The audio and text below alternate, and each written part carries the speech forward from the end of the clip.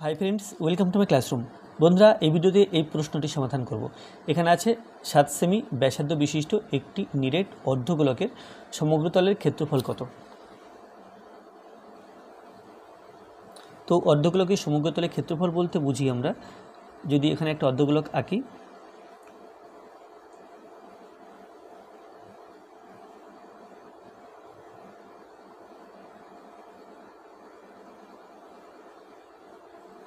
তাহলে সমগ্রতলের ক্ষেত্রফল বলতে বক্রতলের ক্ষেত্রফল, যেটা বক্রতলে গোলকের সমগ্রতলের ক্ষেত্রফল 4 পাই আর স্কোয়ার, অর্ধগোলকের বক্রতলের ক্ষেত্রফল 2 পাই আর স্কোয়ার।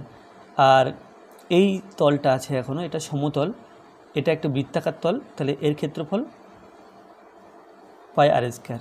আর হলো এখান থেকে এই ব্যাসার্ধটা হচ্ছে আর। তাহলে সমগ্রতলের ক্ষেত্রফল হবে 4 পাই আর স্কোয়ার আর 1 পাই আর স্কোয়ার, মোট 3 পাই আর স্কোয়ার। তাহলে এখানে ব্যাসার্ধ দেওয়া আছে, সেটা লিখে নিই। এখানে অর্ধগোলকের ব্যাসার্ধ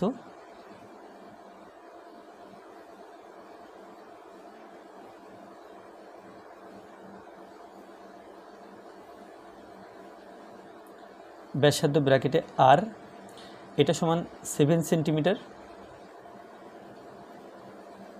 অতএব সমগ্র তলের ক্ষেত্রফল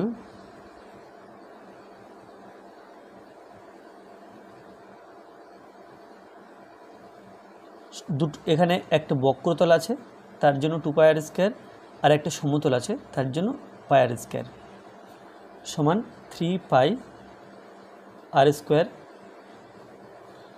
তো এখানে 3 ইন্টু পাই ইন্টু আর এর মান 7, তাহলে এখানে 7 স্কোয়ার দেব। আর এখানে অবশ্যই লিখব, এটা যেহেতু সেন্টিমিটার আছে তাহলে বর্গ সেমি লিখলাম, সমান 3 ইন্টু 7 7 49 ইন্টু পাই বর্গ সেমি।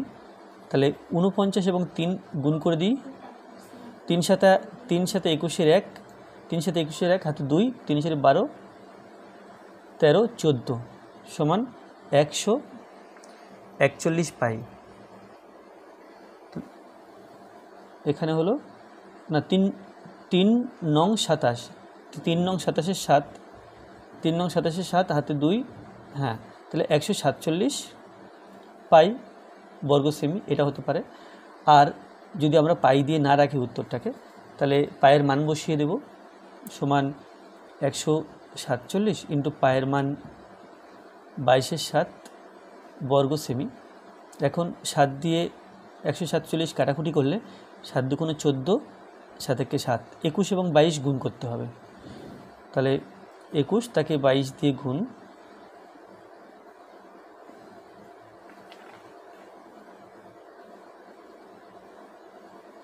সমান 462 বর্গ সেমি। তাহলে পাই দিয়ে রাখলে 147 পাই, আর পায়ের মান বসালে এটা হবে 462 বর্গ সেমি। ধন্যবাদ।